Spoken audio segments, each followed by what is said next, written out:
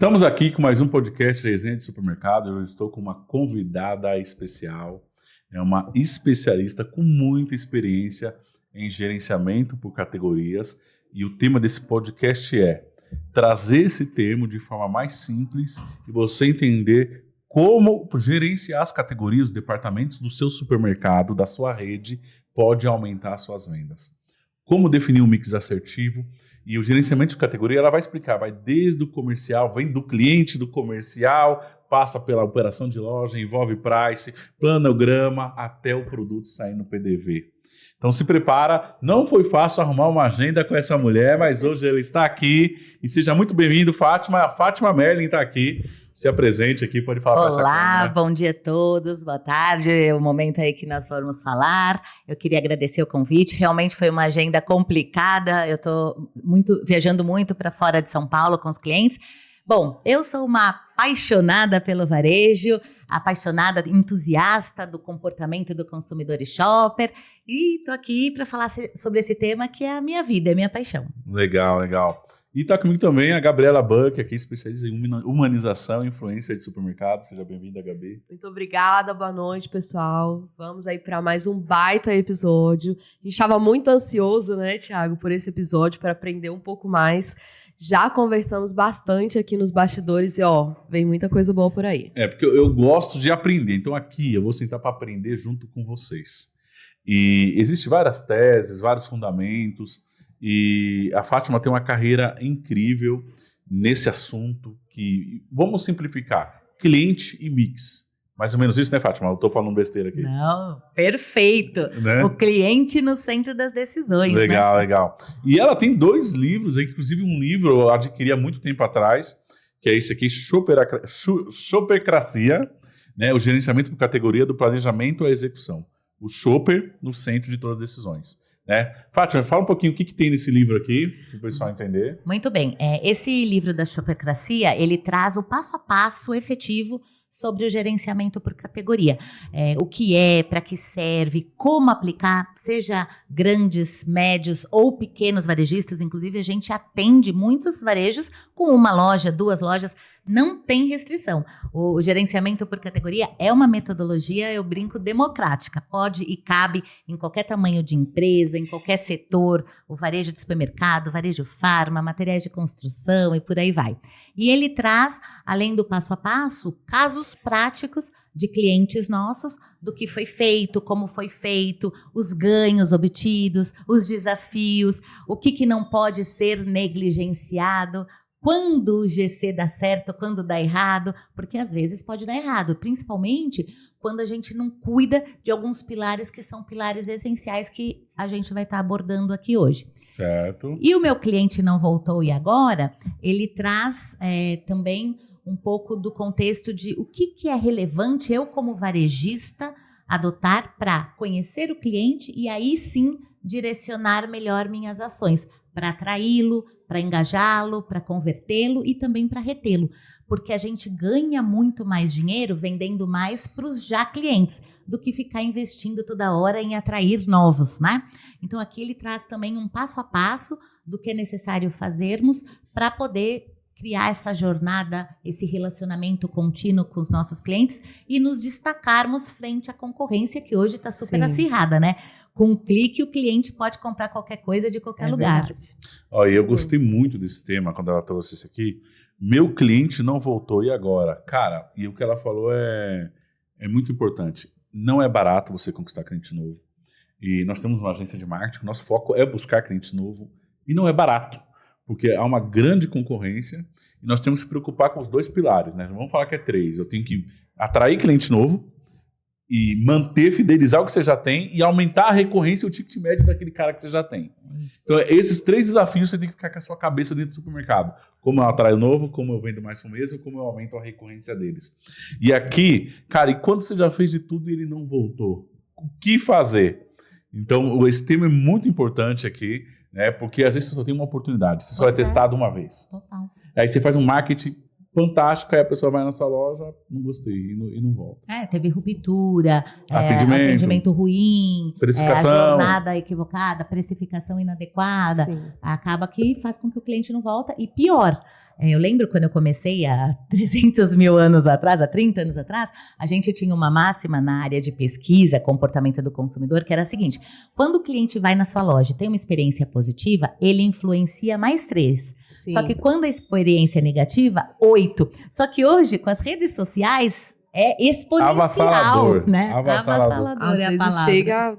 Pois é, milhares. Exatamente. Você perde o controle. Isso que a Fátima falou é muito importante, porque antigamente não existiam as redes sociais. Então, Quando você errava com o cliente, ele ia falar pro vizinho, pra família. eram 8, máximo. Assim. Agora, de imediato. É foto, vídeo, Tem post, o grupo. Agora tem o boca a boca, né? O boca a boca é positivo, mas o boca a boca é negativo.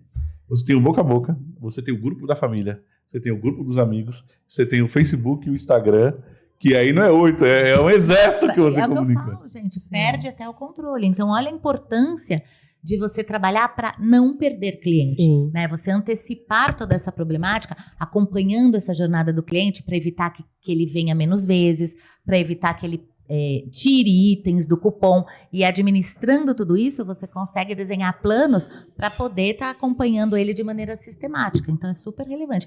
E o que é importante também, o gerenciamento por categoria, que daqui a pouco nós vamos falar, tem a conexão total com isso, porque quando você tem uma loja verdadeiramente inserida no contexto do gerenciamento por categoria, entendendo o gerenciamento por categoria como um modelo de gestão do negócio, você consegue muito mais efetividade na atração, na conversão, na retenção, porque você vai ter uma loja do jeito que o cliente quer, uma loja desenhada para atrair, para engajar, para converter e para reter esse cliente. Então, eu digo o seguinte: se você não fizer nada bem, mas conhecer o cliente e aplicar o gerenciamento por categoria, eu não tenho dúvidas. Não precisa ser algo extraordinário. Não, nada extraordinário. A gente até fez um estudo recente, agora em outubro, nós entrevistamos mais de 2.000 consumidores para dizer o que você quer em termos de loja do futuro. Sabe o que ele diz? Uma loja prática, fácil, resolutiva, que eu encontre facilmente o que eu fui buscar, ou seja, que está lá o produto, não pede nada mirabolante. O que é uma loja prática, fácil, resolutiva, que eu encontre facilmente o que eu fui buscar? É o mix correto, precificado corretamente, exposto corretamente. Então eu brinco, eu falo, olha, o sonho dele para o futuro é o gerenciamento por categoria. Quer dizer, por outro lado, que nós não estamos entregando bem o básico bem feito. Baita corte. Pena que tá na aberta, né, Wellington? Putz, um corte desse. Isso aí é um ensinamento básico em 3 minutos. Olha, eu não sei o que é a corte, não corte. Eu vou falando, vocês querem que fale de novo. Não. Mas, o Fátima, tudo isso Por que nós ficamos felizes? Sim, tudo isso que você fala, né, a gente conversa muito sobre o que é um supermercado perfeito. Então, a gente visita muitas lojas, né? E o que a gente percebe? Que as melhores lojas que têm maior faturamento, maior número de clientes, são lojas que estão com todos esses pontos que você falou muito bem feitos, né? O autosserviço, produto, mix, preço, tudo. promoção, prateleira. Então, assim, é o básico bem feito. Eu até brinco, eu falo assim, olha, gente, o mundo vem falando aí, vários pseudos especialistas sobre o varejo 5.0. Eu falei, gente, me apresente. Eu desconheço o varejo 5.0. O meu varejo, ele está abaixo de 0. Ruptura da ordem de 25 bilhões de reais. Se a ruptura hoje fosse um varejo de supermercados, estaria no 3º maior posicionamento do ranking lá da Abras. Vem falar de inovação, vem falar de varejo 5.0. Se a gente olha pela ótica da promoção, 12 bilhões de reais em ofertas equivocadas. Compre 3, pague 2, o cliente já comprava 3, mas ninguém estudou a cesta de compra dele, não faz promoções direcionadas inteligentes, que eu agregue ticket, que eu agregue mais itens no cupom, que eu atraia mais clientes. Então eu falo, gente, comece pela essência do varejo, que é o quê? Vender bem, atender bem, para que o cliente volte. E como eu faço isso? Conectando todos os P's. O produto certo, posicionado corretamente na gôndola, exposto, né, de maneira ordenada, com o preço correto, no posicionamento adequado, sinalizado, porque às vezes a ausência de etiqueta de preço é uma barreira para a conversão. com promoções inteligentes, direcionadas, abastecido. Hoje, o primeiro fator de insatisfação do cliente é indisponibilidade de produto. Saí de casa, fui para sua loja e cheguei lá, o produto não estava lá. Ruptura, indisponibilidade de produto é o fator de maior insatisfação. E o segundo, obviamente, é o atendimento. Mas o atendimento num aspecto até amplo. Numa loja de autosserviço, o que é atendimento para o shopper? Ele ter essa jornada prática, fácil, fluida. Ele foi lá procurar um produto, estava com dúvida, veio alguém ajudá-lo. Não o contrário, né? Você pergunta para a pessoa, você tem tal produto? Não é do meu setor, não é aqui. E falando nisso, Fátima, vou te dar um outro exemplo para exemplificar o que você está falando sobre o atendimento. Quando você vai na loja e tem fila em todos os setores. Então, isso é um mau atendimento. Total. Mau atendimento não é o seu colaborador sendo mal educado. Não! Às vezes, quando chega na hora dele atender, o cliente está na fila da açougue, fila no serviço, e ele atende super bem, só essa fila é um mau atendimento. Sim. Sabe que vários clientes nossos têm feito nesse quesito? Quando a gente vai lá falar de GC, a gente olha todos os P's, inclusive o P de PDV e o P de pessoas. A gente começou a criar coisa básica, simples, nada para gastar muito dinheiro, mas, por exemplo, da fichinha de cupom com número de senha. Então, tá lá uma fila enorme no açougue. Não, você vai lá, enquanto você pega a sua fichinha, seu código, sua senha, você vai comprando. E aí tem a TVzinha, o sinalizador, quando toca a sua vez, você volta, pega a carne ou pega a padaria, não fica na fila. É uma coisa tão boba, mas olha como é bacana. Faz diferença.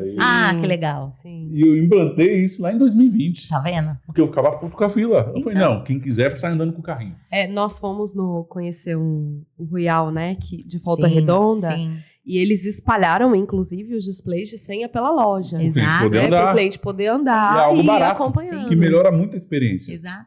Então você chega lá no açougue, pega a sua senha e vai andar com o carrinho fazer compra. É isso. Não fica de olho. É isso. Eu tenho um outro cliente também que ele tem um público idoso muito grande. O que ele fez? Colocou assentos próximo ao balcão de açougue, ao balcão de padaria, 3, 4 ali, para que o cliente possa ficar confortável se tiver que esperar. Então, assim, são coisas simples que você consegue trazer uma experiência muito mais positiva para o cliente, né? E você entendeu a questão de atendimento, que não é sobre o colaborador ser mal educado ou bem educado?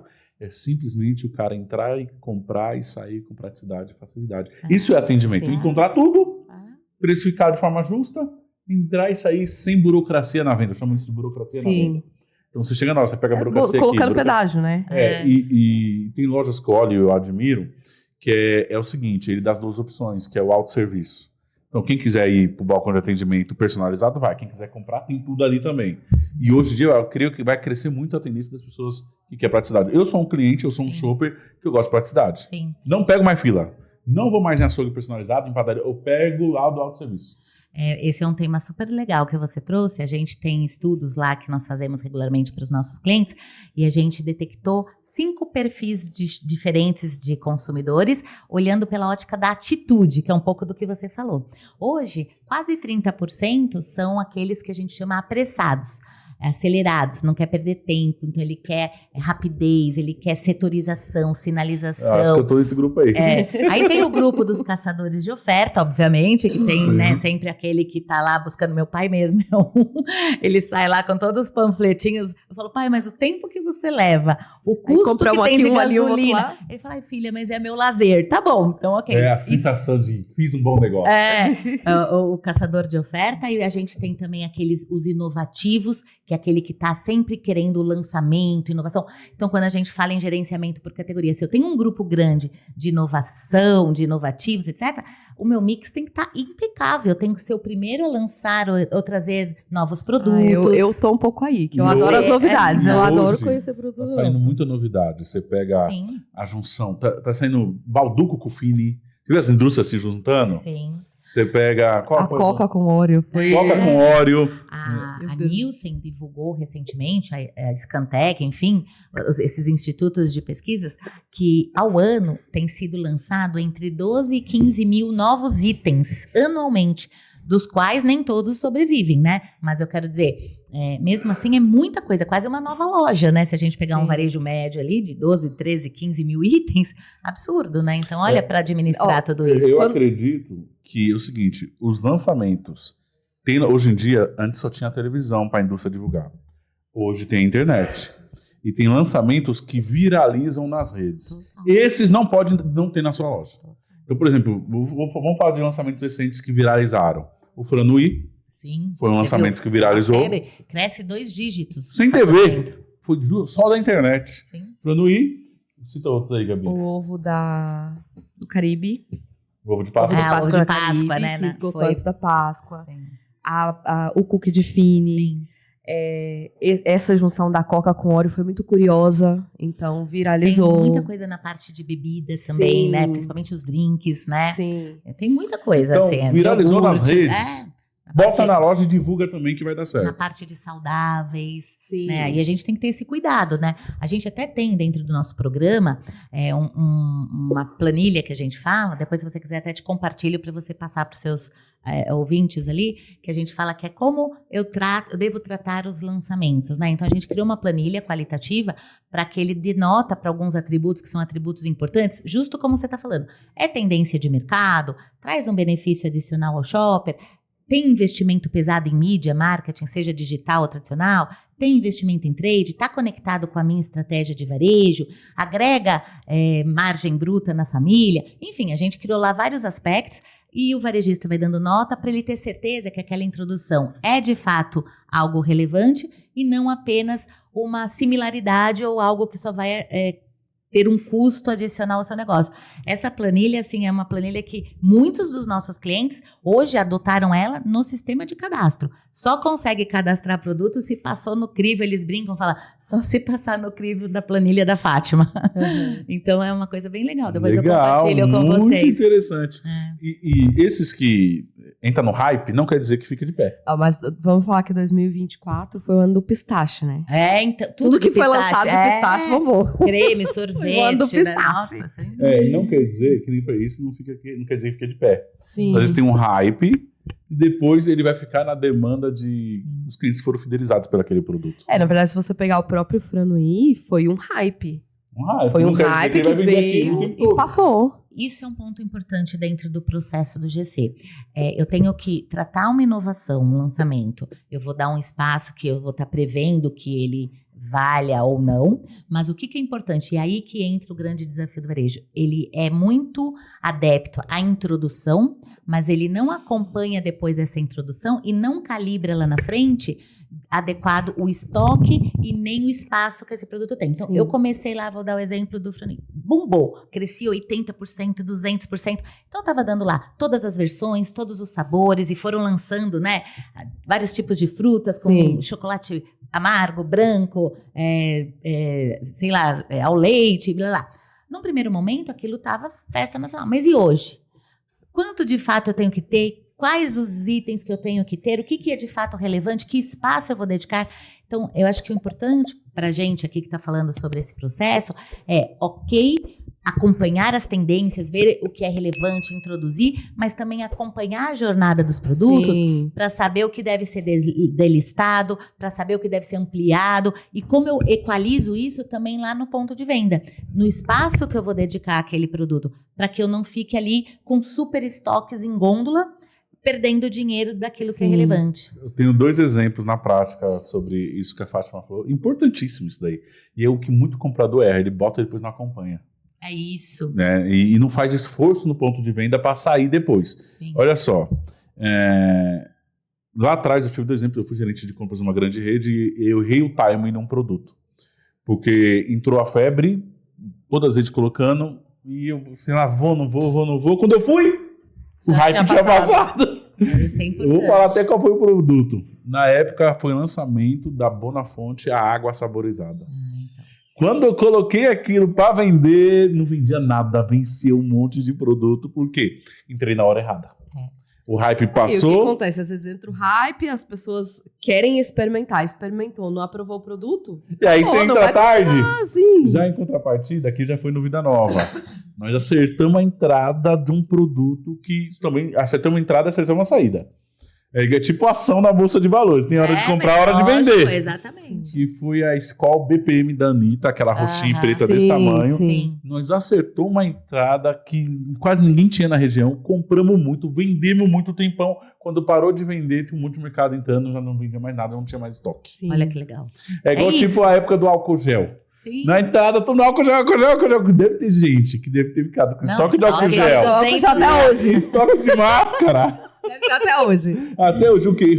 Errou a entrada Sim. e errou o gerenciamento. Total. Mas hoje eu acho que se tornou um pouco mais fácil, digamos, você acertar a entrada. Devido à internet. Depende, se o setor comercial for ligado. Sim. Então tem que ser um setor atento. Não, quando eu às falo de novidades. ficar mais fácil, é porque você tem mais acesso ao que tá É o que eu ia vindo. dizer, acho que hoje, Não, a na Mais informação teoria, acessível, é, digamos assim. hoje, gente, quando eu entrei nesse negócio, há 30 anos atrás, eu tinha que buscar dados de estatísticas no IBGE manualmente, não tinha como fazer a transmissão. Hoje, com um clique, você tem acesso a tudo. Sim. Então, em termos de informações, nós temos lá acesso sem igual. O que a gente falta e precisa cuidar? Primeiro, separar o joio do trigo, né? O que de fato é relevante, o cuidado que eu tenho que ter para consistência dos dados, porque hoje também está cheio de 1000 estatísticas ali que você olha a manchete, mas não fala a fonte, não fala a metodologia, e quando você vai ver não quer dizer nada. Esses dias mesmo eu vi uma matéria que estava assim: uau, 90% dos brasileiros compram na internet. Pesquisa feita pela internet com 100 consumidores. Quer dizer, e se a pessoa entende que é verdade, começa a investir num movimento que ainda é 2, 3% do Sim. negócio do varejo alimentar. Né? Então tem que ter cuidado com o dado. E outro pilar que eu sinto muita falta, até um dos meus livros eu não trouxe, mas é Varejo Conectado, Decisões Orientadas por Dados. Onde estão os desafios do varejo? Nessa seleção do que de fato é relevante, o cuidado com as fontes, mas sobretudo no uso disso de maneira estruturada e regular. Então ainda falta um pouco a parte de cultura, a parte de processos e de ferramentas que os ajude de maneira mais simples a usar essas informações no dia a dia do negócio deles, né? Então a gente vê muita oportunidade. Só para vocês terem uma ideia, é tão sério isso que a gente atende lá na Connect uma média de 12 a 15 redes de varejo por ano. Não atendo mais porque eu também gosto de uma coisa bem personalizada. E a gente atende algumas indústrias, mas falando do varejo em particular, só para vocês terem uma ideia, toda vez que a gente vai fazer um processo de GC, na categoria que for, no geral, em média, a gente chega a excluir 30% dos itens. 30% dos itens. O que quer dizer isso? Péssima gestão. Eu estou excluindo 30% de itens, aí eu tenho que fazer um plano de desova. Isso é verba, queimar, uma série de coisas. E normalmente a gente introduz muita coisa, porque o mix não está atualizado. Coisas super relevantes do mercado, que estão crescendo 2 dígitos, entre os top 5, top 10 de Scantec, enfim. E o varejista não tem. Então falta muito, independente do tamanho, tá? Não é porque é pequeno varejo ou médio varejo, o grande varejo também. Então falta muito esses 2 pilares, de estruturar um processo para ter acesso a essas informações que vêm de um monte de fontes, mas depois, como eu desdobro isso para minha equipe, de fato, utilizar essas informações de maneira estruturada para tomar decisões de pricing, de compra, de desova, né, de saneamento, criar uma política. A gente sempre fala isso. Quando a gente vai fazer um processo de GC, a gente não encara o GC como um projeto, é um processo. Porque se ele não for inserido no contexto do meu dia a dia, ele vai morrer. Ele se perde, tem que virar um processo. E eu tenho que criar políticas. Eu tenho que criar políticas de introdução e exclusão, criar processos e políticas de marcas. Quantas marcas para essa categoria eu vou trabalhar? Quais os posicionamentos dessas marcas? Eu vou ter marca própria, não vou ter marca própria? Então, tem todo um processo que ainda precisa ser melhor trabalhado dentro desse contexto. Muito sentido, Fátima. Fátima, agora eu quero que você... que aqui tem vários tipos de pessoas nos assistindo, vamos democratizar o termo. O shopper é o consumidor, o tomador de decisão. Isso, eu gosto de falar que é o antigo freguês, né? Aqueles clientes que vão para as lojas, seja loja física ou digital, que tem poder de compra e de decisão e que, de fato, é ele que vai decidir, no final das contas, o que vai comprar. Porque o consumidor, ele pode ser só o usuário do produto. Vou dar um exemplo para ficar prático. Meu filho e eu sou a shopper, eu que vou lá, tomo a decisão e compro, mas meu filho é usuário de determinado desodorante. Não é ele pode citar uma marca, mas você mãe, que vai lá. eu quero desodorante tal. Na hora lá, eu vou, tem uma boa execução, tem uma promoção, tem uma demonstradora, eu posso trocar. A decisão final é do é shopper. minha. Shopper é o tomador de decisão. É isso. Boa. Certo. Gerenciamento por categoria, vamos trazer aqui para o dono de mercado, que às vezes todo mundo fala. O que é isso? Né? Mas o que é isso, na verdade? Eu vou falar como eu vejo, como Tá dono bom. de mercado, você vai falar se está certo ou errado, e vamos democratizar esse tema. E se falar besteira, você vê. Para mim, Não, é boa. gerenciamento por categoria, eu pegar cada subcategoria de um supermercado, exemplo, subcategoria cafés, e extrair o melhor do resultado dessa subcategoria, escolher as marcas certas, para o meu público, para a minha praça, definindo o preço certo, baseado no consumidor daquela região. Como a categoria café eu posso rentabilizar o máximo possível nesse espaço, olhando o mix, negociando bem, escolhendo bem os fornecedores e atendendo bem o meu cliente. Para mim é isso. Exatamente. Eu vou traduzir de uma forma bem popular.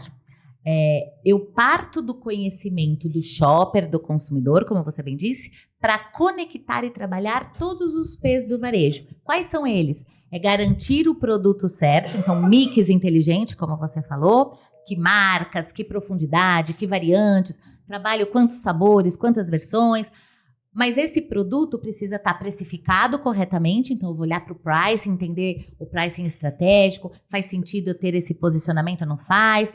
Eu vou olhar promoções que façam sentido para aquele perfil de categoria, que tipo de promoção é a mais adequada, que tipo de comunicação com o shopper, se tem elasticidade ou não, e como eu vou executar esse P de produto na prateleira, olhando o abastecimento e olhando a exposição. Então eu brinco, para resumir, falar numa linguagem popular, o GC é um processo que conecta todos esses P's, produto, preço, promoção e prateleira, tendo o cliente ou o shopper no centro das decisões.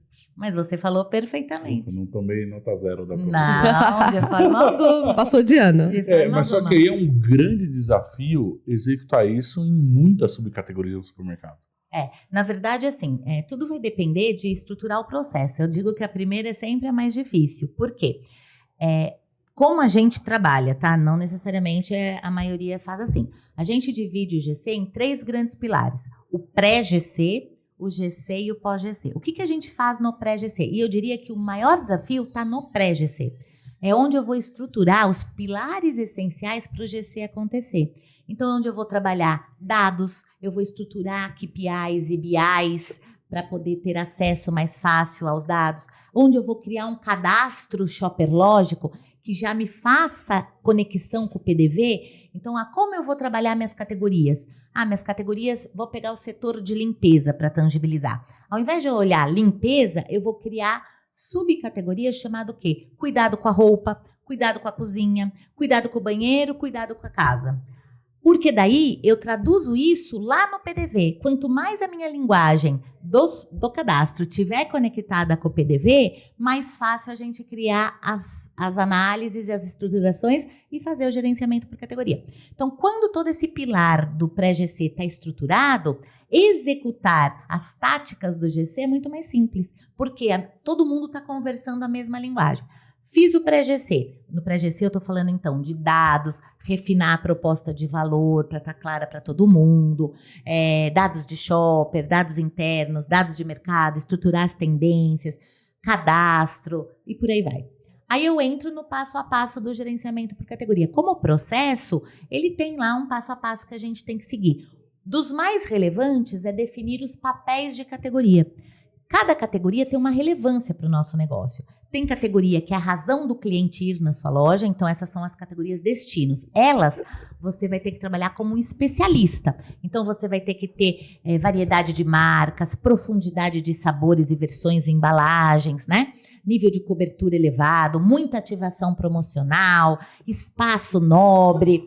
Mas outras categorias têm menores relevâncias e você vai ajustando essas relevâncias para que ela vá garantindo o mix adequado, os espaços adequados, a precificação adequada e o tipo de promoção adequado. Isso ajuda a gente a ganhar muito dinheiro, que o tema do nosso podcast aqui é como eu maximizo o resultado.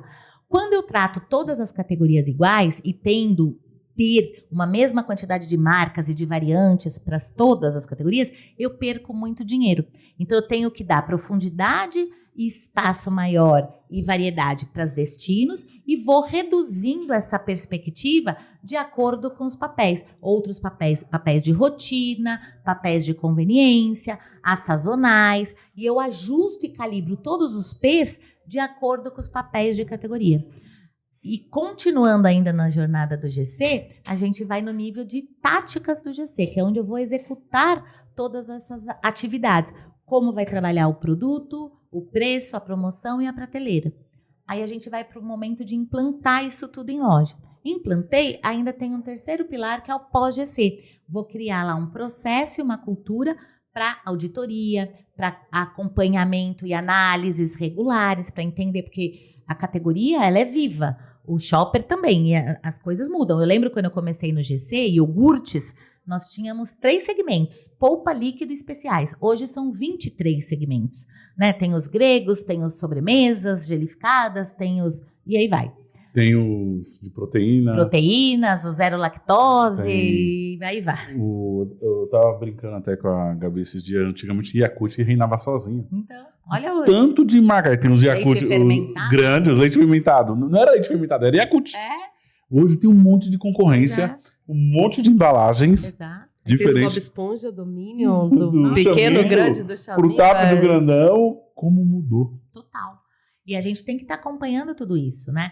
Então, você estava falando da dificuldade da complexidade. Quando você trabalha dessa forma, eu tenho clientes, mesmo de uma loja, tá? Que virou a loja inteira. Por quê? Porque depois que você estrutura esse pilar pré-GC, aí fica fácil você administrar e gerenciar. O que precisa? Criar processos para garantir que ele aconteça bem e formar as equipes. Então, hoje, o que mais a gente faz é o que a gente chama lá de um programa de mentoria, que ele forma a equipe comercial, sobretudo, porque é quem tem o maior, digamos assim, conexão com o GC, mas todas as áreas têm papéis importantes. Tanto que aqui no Shoppercracia eu falo qual que é o papel do RH no GC, o papel do marketing no GC, o papel do TI no GC, todo mundo tem lá um papel relevante para a qualidade de dados, para formar a equipe, para trazer essa cultura do GC para dentro de casa, né? Então, é super importante adotar isso de uma forma, porque isso vai ser um modelo de gestão do seu negócio. E quando você adota isso na cultura da empresa, todo mundo vai fazer o seu papel e a coisa vai fluir de maneira estruturada. Muito bom, Fátima. Fátima, daqui a pouco eu vou pedir você citar alguns cases você não precisa citar nomes de lojas, não, tá bom, mas redes que você já trabalhou, quanto levou o faturamento, lucratividade, transformando através do GC. Ficou claro o que é GC para vocês? Então é algo muito simples, você já faz no dia a dia, mas talvez você faça sem técnica, né, sem gestão, sem processo. Vou parar agora para lembrar você de alguns recados importantes. Primeiro, curta aqui esse podcast, curta aqui, ativa o sininho e se inscreva nesse canal. Sempre esqueço de falar isso, que para mim é óbvio. Né? Mas o óbvio às vezes precisa ser dito, né? O óbvio precisa ser. Então se inscreve nesse negócio aqui, curta. Já era para eu ter falado, hein? Sim. E lembrando que é muito importante que vocês façam isso, né? Curtir, compartilhar, se inscrever, para que o YouTube entregue esse material tão rico para muito mais pessoas. Sim, né? E ajude outros donos do supermercado. Exatamente. Segundo recado importante, tá aqui na minha camisa, o evento Novo Supermercado, dia 7, 8 e 9 de fevereiro. Te aguardo aqui. Imersão presencial em São Paulo. Estou deixando aqui o link do WhatsApp aqui embaixo, para você chama a minha equipe, se inscreva e venha participar. Mais de 100 empresários estarão nesse evento, muitos palestrantes, vai ser muito legal. Uma imersão de marketing e vendas para supermercados aqui em São Paulo. Fevereiro agora de 2025, 7, 8 e 9 de fevereiro. Agora vamos falar dos nossos patrocinadores. Coloca aí na tela a produção. Vamos lá? Então, primeiro, Intersoid, se você está procurando uma RP especializada em supermercado, que você vai conseguir fazer toda essa gestão de dados que a Fátima está falando aqui. Você vai precisar de uma boa RP, né, Fátima? É o mínimo. Exatamente. Cadastrar lá seu mercadológico, aí você viu o exemplo que ela deu? Limpeza, cuidado com a roupa, cuidado com cozinha, né? Vamos, como mais, casa. Fátima? Cuidado com a casa. Cuidado com a casa. lavanderia. Tem que estar extremamente separado isso, gente. No ano de 2024, eu vejo um monte de supermercado que não tem nenhum mercadológico ajustado. Você pega esses casos que ele quer ajustar o mercadológico, Olha, cara. só para você ter noção, na pandemia, nós tivemos 130 casos entre 2018 e 2022, 130 casos de varejistas pedindo para a gente refazer a estrutura mercadológica. Olha deles. isso. E aí não é só montar a estrutura mercadológica, quando a gente ia avaliar itens de beleza alocado em limpeza, itens alocados Uma bagunça. como que eu gerencio isso? Né? Eu penso tanto de super estoque de coisa que a gente nem sabe que tem, se tem, como tem. Se está vendendo, se está ativo, se não está. Então, Não, esse trabalho, nossa, é um trabalho que tem que existir e a grande maioria está bagunçado. Depois você arruma, pô, fica mais fácil, você ajustou tudo no momento que você introduz o produto, você já sabe para onde vai, tem que ter um processo para o rapaz do cadastro lá na hora dele cadastrar e colocar no lugar certo. Aí depois a casa fica arrumada e fica fácil você fazer gestão. Então você tem que ter uma baita RP, tá aqui, a Intersolid sempre nos ajuda, patrocina nós aqui, e super indicado, chama eles aqui ou chama aqui no WhatsApp aqui embaixo, certo? Coloca o próximo. Superfood Contábil, contabilidade especializada em lucro real, especializada em supermercado, fez um baita trabalho na nossa empresa, reduziu muito a questão tributária recorrente, além de fazer um trabalho de recuperação de crédito fantástico também lá na nossa empresa. Certo? Super indicado. E aqui tem a nossa agência de marketing digital para supermercados, tráfego pago, Instagram, conteúdos humanizados, conteúdos virais, projeto de vendas, tudo para supermercado, também super indicado, é só chamar aqui embaixo. Atendemos dezenas de redes no Brasil inteiro hoje com a nossa agência de marketing. E também temos a ADS, coloca aí, que é uma empresa especializada em tabloide digital. Você não precisa mais do design. Disparo em massa do WhatsApp.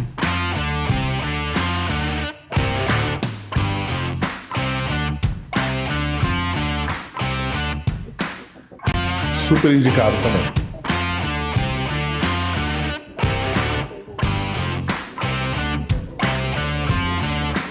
Olha como é fácil fazer um tabloide. Antigamente você dependia do designer, né? Uns 5 minutos, né? Tá bom.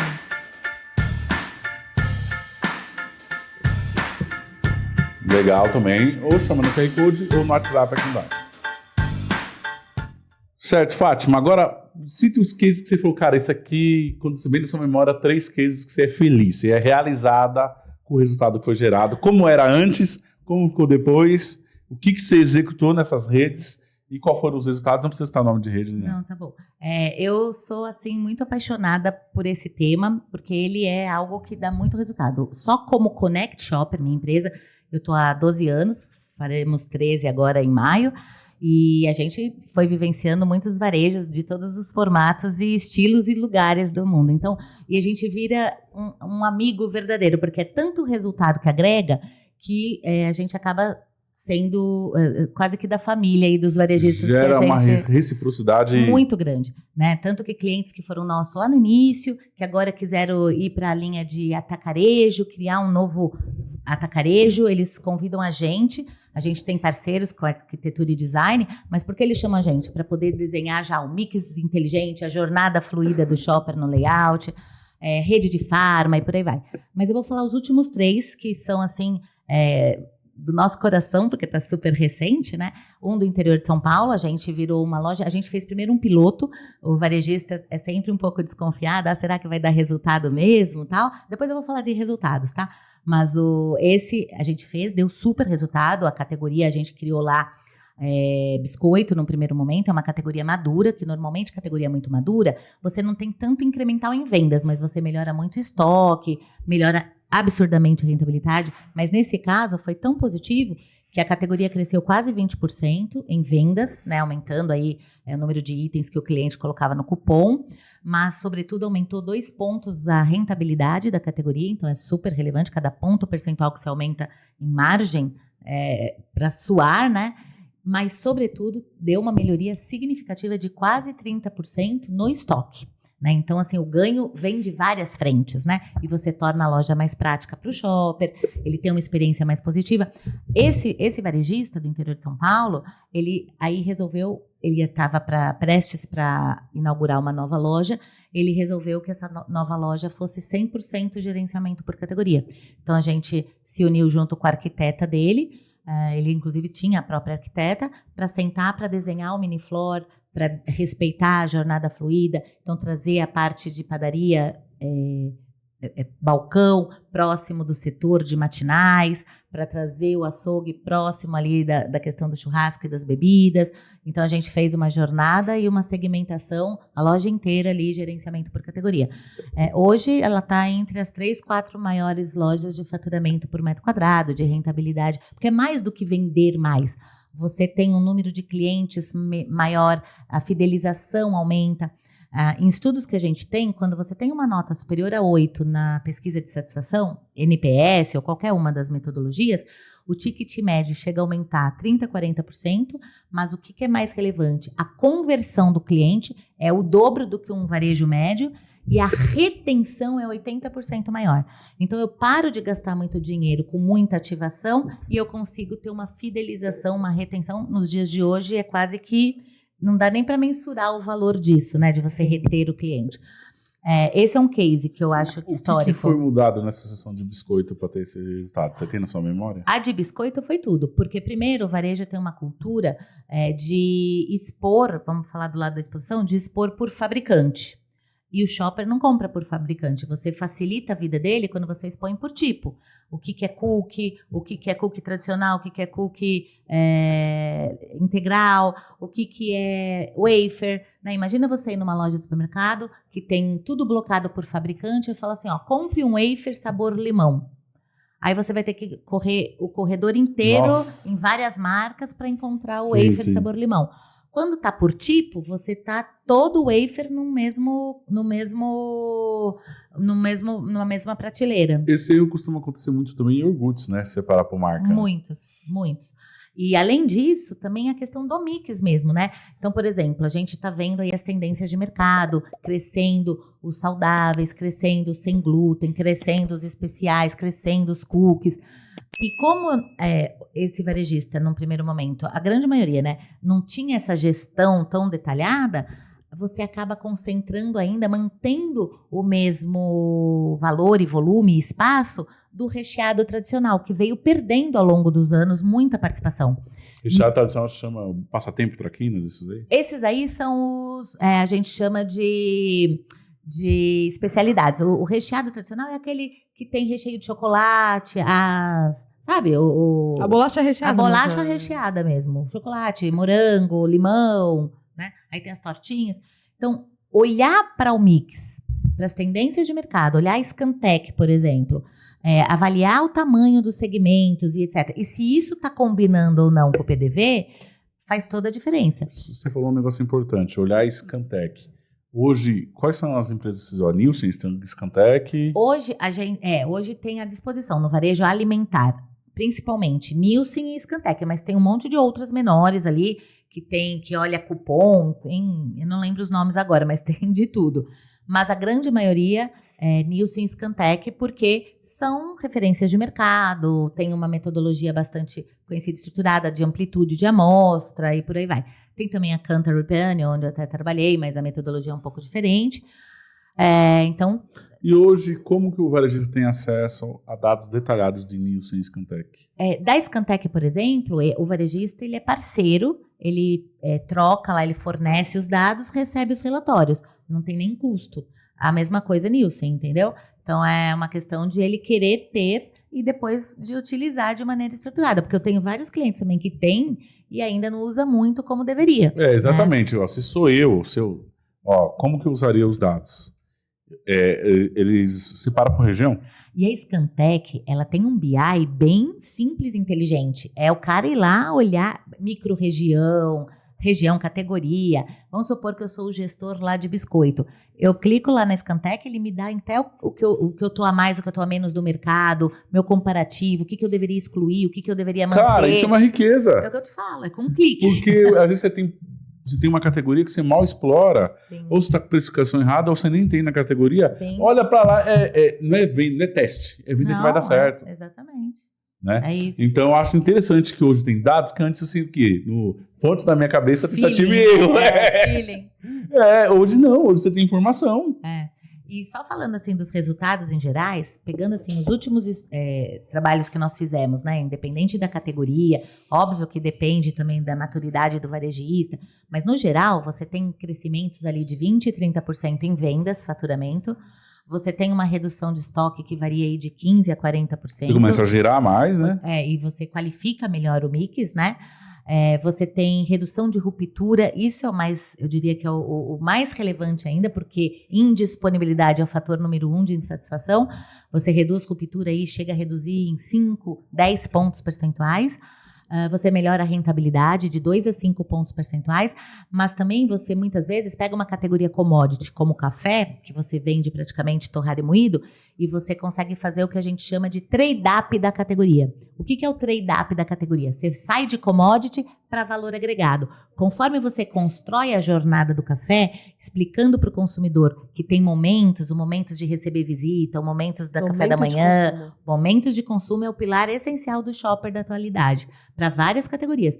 Você faz com que o shopper coloque mais produtos na cesta e produtos de maior valor agregado, o grão especial, o cápsula, o solúvel, e isso faz com que a rentabilidade aumenta significativamente, né? Então também tem essas transformações que a gente vê toda hora no setor de limpeza, quando a gente trabalha os cuidados, no café, na própria massa, né? A massa fresca, a massa tradicional. Eu tenho até um cliente no interior, o que ele fez? Ele falou, já que eu vou falar de massa, eu tenho que ter todo o universo unido.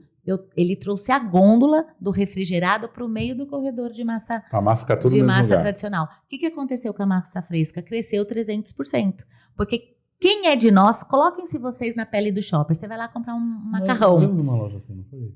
Foi no interior de São Paulo, talvez seja essa. Uma loja que o corredor de macarrão estava do lado das massas. Não, eu esqueci qual loja. Eu cheguei a ver uma loja assim. O que acontece? A shopper não tem... Capelete, nhoque, isso, daí, né? Porque normalmente ele está onde? Do lado de iogurtes. Do lado de iogurte. O cara já pegou a massa tradicional, ele não vai lembrar da massa fresca. Se está do lado, ele tem essa disponibilidade, né? Então hoje, quando a gente fala como que você expõe o produto na gôndola, a gente recomenda sempre olhar pela árvore de decisão do shopper, como ele hierarquiza, como o cliente pensa, mas olhar momento de uso e consumo. Tem dúvida de como executar o PDV? Pensa no momento de uso daquele produto. Onde ele seria mais utilizado? Certeza que ali ele vai ser melhor convertido se você expor.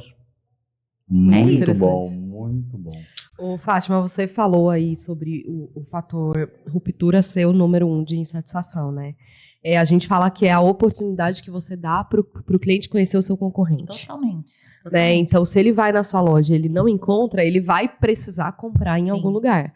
E talvez ele vai no seu concorrente, ali ele vai ter uma melhor experiência de compra naquele momento e é aí que você vai perder o cliente, né? Você sabe que muitos clientes, varejistas me ligam assim, eu queria que você me ajudasse a vender mais. Eu falo, eu primeiro vou te ajudar a deixar de perder vendas, isso eu tenho certeza, porque é uma venda perdida. E mais do que uma venda perdida momentânea, é o que você está falando, você pode perder o cliente. Sim. Né? E aí, meu cliente não voltou, e agora? O investimento que você tem para você recuperar cliente é 5 vezes maior do que você manter e corre o risco de você não receber. A gente tem um histórico, um cliente no interior de São Paulo, começou a chegar muito cash and care lá.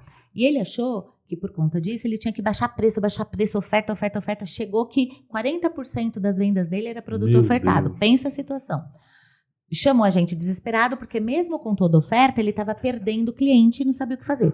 Quando nós fomos estudar o cliente dele, naquele estudo que eu falei da segmentação por atitude, só 12% eram caçadores de ofertas. Mas ele transformou a loja dele, achando que o problema era preço por causa da concorrência, sem olhar a estratégia, enquanto que 80% do cliente dele estava dividido entre os inovativos, que queria novidade, inovação, o mix dele todo desatualizado, ele não tinha fluxo de caixa para trazer inovação por conta das ofertas, e o outro grupo era os acelerados. Pensa um acelerado chegar numa loja abarrotada de gente, fila no checkout, ele vai embora.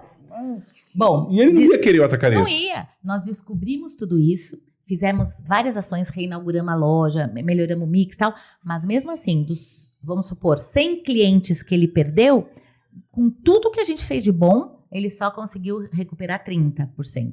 é difícil você passar do patamar de 30%, 40%. O que foi bom, como ele reestruturou a loja, ele trouxe novos clientes com o perfil do inovativo, do acelerado.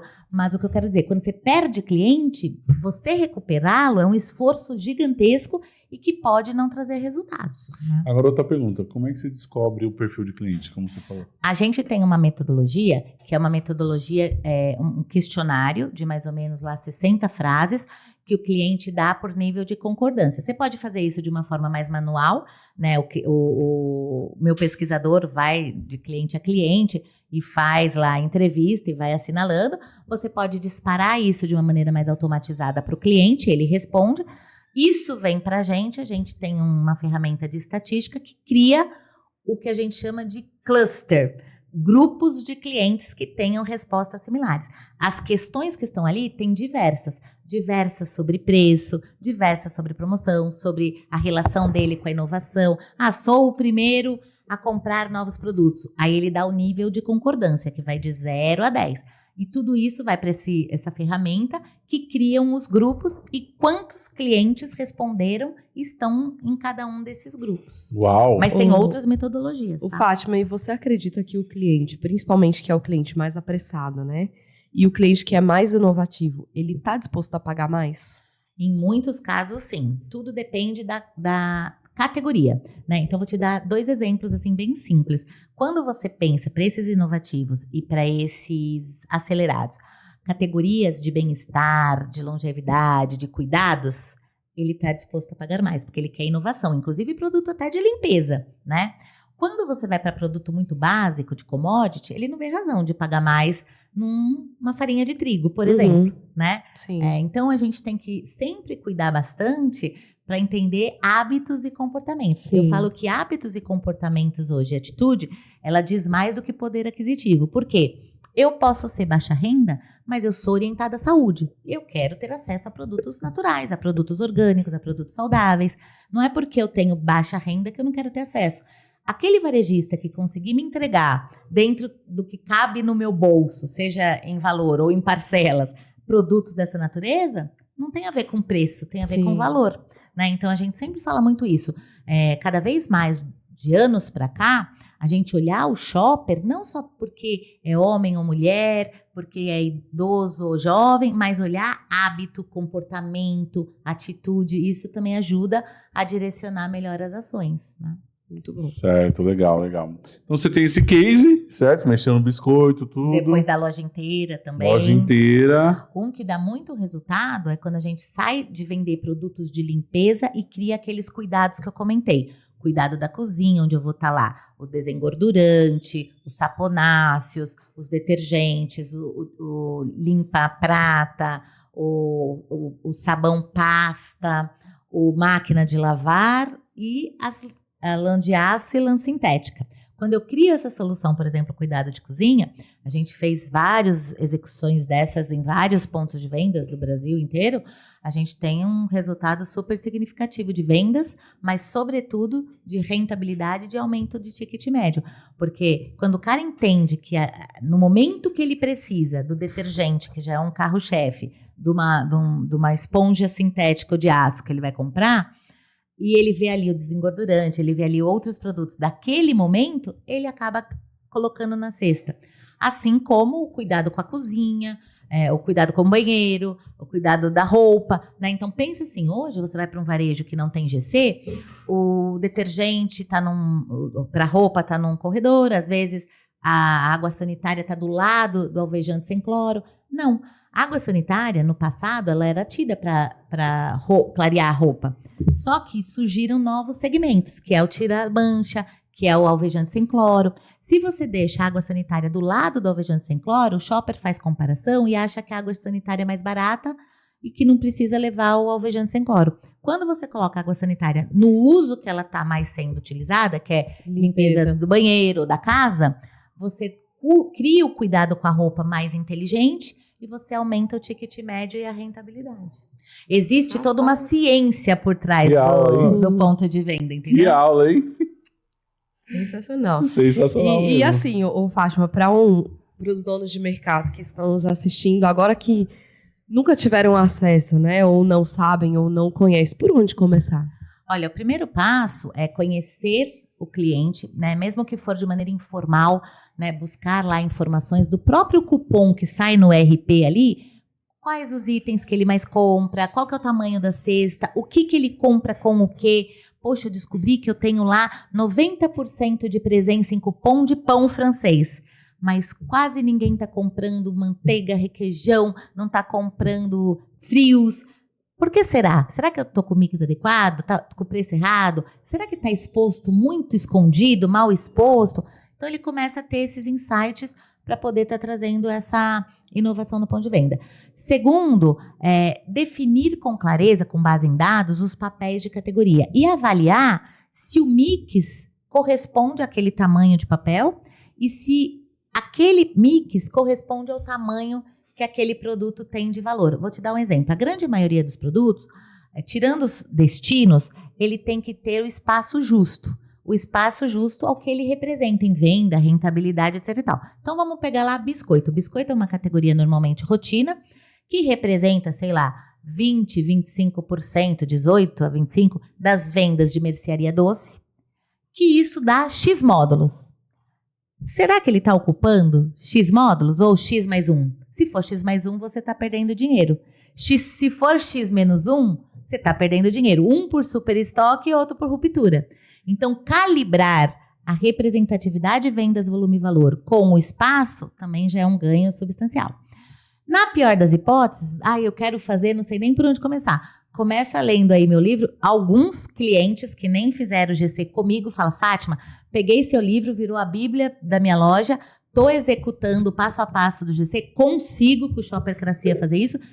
Tá dando resultado. Tenho algumas dúvidas de vez em quando, porque, óbvio, né? No livro eu realmente fiz assim de coração e dei o passo a passo, mas cada categoria tem as suas particularidades, então tem às vezes que tem uns ajustes ali, mas só com o livro ele consegue fazer muita coisa. Quem lê o livro entende de tudo isso que você tá falando? Tá toda a sua cabeça aqui no livro? Tá toda a minha cabeça aí. E onde é que eles encontram o livro? Olha, hoje eu diria que tem várias livrarias, mas o meio mais fácil para chegar rapidinho é através da Amazon, né? A Amazon tem todos eles lá, mas também tem as livrarias, tem a própria editora, que é a Poligrafia, no site da Poligrafia também tem, mas a Amazon hoje é uma que chega com clique, é coisa de 1, 2 dias. Ô Fátima, muito bom papo. Meu Deus, eu não... E você percebeu que o papo é tão bom que ela não contou a história dela, né? Não. A gente passou direto já. Isso aí é tato do host. Quando eu vi que ela tinha muito conteúdo e eu tenho pouco tempo, esquece a história dela. Vamos aprender. Me procura nas redes sociais. Você acha que eu não pensei? Não, porque assim, já começou aqui. Já começou o conteúdo. E eu nem vou entrar na história, que eu não quero perder tempo na história. Eu quero logo aprender. Sim. Né? Mas aí eu convidaria a todos ali para me encontrarem nas redes sociais, porque minhas redes sociais têm muito conteúdo gratuito, seja no LinkedIn, seja no Instagram. Eu tenho um canalzinho ali. Eu não sou muito de mídia, não, mas eu tenho um canalzinho ali no YouTube, Palestrante Fátima Merlin. Tem bastante vídeo rápido sobre tudo que a gente está discutindo aqui. Mas no LinkedIn, no Instagram também, é só procurar lá Fátima Merlin, sou eu. Não, porque é muito conteúdo lógico, eu gosto de lógica e prático. Sim. Né? Lógico e prático. E é aquele tipo de ação que serve para qualquer tamanho de mercado. Qualquer tamanho, isso. Tamanho. Esse site que ela deu da água sanitária, geralmente colocam junto. Nunca paramos para pensar. Então, sabe outra coisa? Você canibaliza, né? Se você deixar o água junto do lado. Outra coisa que todo lugar que eu vou tiro foto, e porque o varejista compra por fabricante. Então, ele compra fabricante X. Se vocês olharem em qualquer varejo que não tenha feito o GC com a gente, repelente está junto com inseticida. Só que inseticida eu uso para casa. Repelente eu uso onde? Corpo. No corpo. Onde eu vendo mais repelente? Do lado do inseticida ou no cuidado com o corpo? Quanta venda eu perco de repelente porque o cliente não enxerga que está ali junto com o inseticida? Tem outro que eu gosto, eu sempre falo com muito R, que é cobertura de sorvete lá na mercearia doce, sendo que o certo era estar do lado do sorvete. Pois é. Ninguém lembra. Você tem cobertura de sorvete. Na verdade, tudo que vende com sorvete. Esse é um ponto importante que você está trazendo também. Cada vez mais, o gerenciamento por categoria, ele sai do olhar de produto para pensar na solução. Qual é a melhor solução que eu posso te entregar para trazer inovação, inclusive para o ponto de venda, mas para melhorar a experiência do shopper? E quando eu melhoro a experiência dele, eu amplio o número de itens que ele coloca na cesta. Né? Sim. Então, quando ele vai comprar por exemplo, né, a minha vida inteira eu briguei por batata palha sair de salgadinho e ir para áreas correlatas. E eu fiquei muito feliz recente, porque eu vi uma matéria da indústria mais importante nesse quesito, que é falar, agora estudamos o shopper e, de fato, batata palha tem que ir para... Nossa, agora eu tô lá desde 1990. Eu falo assim também, a batata palha é muito lógica. Gente, você ficava lá no salgadinho, mas ninguém sai comendo batata palha aqui na mão. Né? Raro. Então, a batata palha teria que estar próximo do pão de hot dog. Do próprio FLV, salada, mais hot dog. Tem se bobear, se você for usado, ali, se né? você for usado, você deixa até um pouco do creme de leite com estrogonofe. Exato. Se você for usado. Exato. Não é verdade? Então, um cross, no mínimo um cross lá do creme de leite que muita gente usa no estrogonofe. E para vocês não acharem que é mentira, essa indústria recente fez uma matéria sobre isso numa das revistas de varejo. Mas no meu primeiro livro, Meu Cliente Não Voltou, tá o caso do meu primeiro cliente, lá no início dos anos 2012, que eu falo, o primeiro trabalho que a gente fez foi de salgadinho e que a gente tirou batata palha do salgadinho e levou para outras regiões e cresceu tipo 80%. Nossa, isso 2012, tá? 2012. Não, e olha como cresce. 12 anos. Outro ponto é o salgadinho. Eu vejo lojas que colocam na frente da loja e lojas que colocam num corredor lá. Uhum. Mas qual é o melhor lugar de salgadinho? Depende muito. Né? Check stand, tem muito check stand. Lembra que no check stand é interessante porque é uma área de impulso. Então, ali você eleger salgadinhos, chocolates que são muito vendidos em impulsos, você gera a lembrança, né? Aquela história do se não é visto, não é lembrado, não é comprado. Quando a gente pensa no melhor lugar para expor cada produto, existe uma lógica da jornada. E tudo tem a ver com o passo zero, que é qual é a minha proposta de valor, o que eu quero passar de imagem de valor para o cliente e quem é o meu cliente. E aí a gente vai construindo essa jornada de acordo com essa estratégia. Então, por exemplo, tem situações que eu tenho clientes, por exemplo, que ele tem muito apelo à gastronomia. Então, tudo que é a parte de gastronomia vai estar ovacionada no ponto de venda. Então, ele vai ocupar áreas mais relevantes, porque é a estratégia dele. Tem outros que é um varejo mais tradicional. Ele vai ocupar outros espaços. Por isso que é importante não sair copiando a concorrência. Entender a proposta de valor. Entender a proposta de valor e o shopper para construir essa jornada. Normalmente, salgadinho, a gente fala que é uma questão de guloseimas. Então, ou ele está perto dos refrigerantes, etc., da cerveja, né, dependendo do salgadinho, para poder estimular o impulso, ou ele está perto na jornada das guloseimas, ali perto dos bombons, chocolates e etc e tal. Então, tudo vai depender, não tem verdadeiro ou falso. Até os meus clientes falam, nossa, você é a rainha do depende, né? Porque se eu não tenho dados, eu não posso dizer para você... E o povo gosta do depende. E não pode falar para você onde é o melhor lugar. Vou te dar um exemplo. Vários clientes me ligam assim, tô fazendo aqui o GC de açúcar orgânico. Açúcar orgânico, eu coloco no açúcar ou coloco o mundo orgânico? Depende. Como assim depende? Você não sabe, não é rainha do GC? Eu falo, depende por quê? O que você tem que fazer? E aí é um dado super relevante. Olha a presença em cupom. Vai lá no seu ERP e faz o seguinte. Quem comprou açúcar orgânico? O que mais ele comprou? Ele comprou suco orgânico, batata orgânico, banana orgânica, cria a solução orgânica. Não, ele comprou arroz, feijão, Não faz sentido eu criar um mundo se ele não está com essa conexão ainda. Então, vamos dar valor para aquilo que tem valor. Às vezes, eu tenho clientes que a gente foi necessário colocar em 2 lugares, porque ele tinha parte do shopper que comprava como produto, açúcar, e só comprava o açúcar orgânico, não queria café orgânico, não queria nada, mas tinha outra parte que comprava já um universo maior do orgânico e que facilitaria a vida dele ter dupla exposição. E aí a gente foi testando aquele que tinha maior aderência, para com o tempo ir tirando também, porque tudo que você dá espaço duplo é trabalho dobrado, para etiqueta de preço, para limpeza, para abastecimento, e às vezes a gente pode esquecer, né? Eu já tive situações que mudou o preço de produto no ponto natural e na solução estava o preço errado. E aí gera desconforto para o cliente. Então a gente tem que cuidar disso. E eu digo, se você não tiver dado nenhum, se você olhar o seu ERP, a frente de caixa, o cupom emitido, ali vai te dar todas as respostas que você precisa. Não precisa mágica. Eu sou Merlin, mas não faço magia, né? Eu faço gerenciamento por categoria. Boa. Que aula, hein? Que aula. Ô, Fátima, eu desenhei um supermercado, o nosso supermercado foi baseado eu gosto de criar setores diferenciados. Uhum. E eu sou o cara do teste, eu não tenho medo de testar. Que legal. E nós, nessa camada, quem me acompanha aqui na internet há muito tempo, vê que... E hoje também eu tenho vários clientes também que seguiram essa linha. E tem algumas categorias que é consolidada, inclusive eu fiquei conhecido na internet por implantar essa categoria baseado no que deu certo na minha loja, que é a categoria do setor de produtos a granel. Uhum. E é incrível o setor a granel, não sei se alguns clientes já pegou alguns que tenham ou não.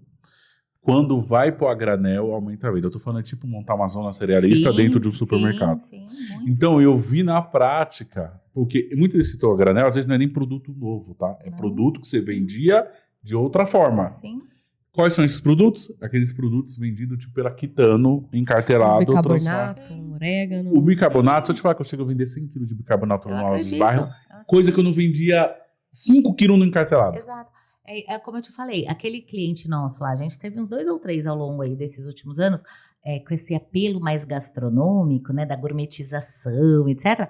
Isso daí é crucial, é um pilar básico para ele, porque isso, quem é gourmet mesmo, meu marido mesmo, né, que é chefe, né, ele não quer saber ele é varejista, mas é chefe também. Sazon. Ele não quer, Deus me livre, é tudo natural, ele faz o próprio caldo com legumes mesmo, não sei o quê. Então ele quer o produto a granel, porque também traz aquela sensação de frescor, de qualidade, né? Então, mas tudo depende do perfil do varejista, né? Você vai para uma loja popular que tem um apelo a um abastecimento padrão regular, talvez não faça sentido, né?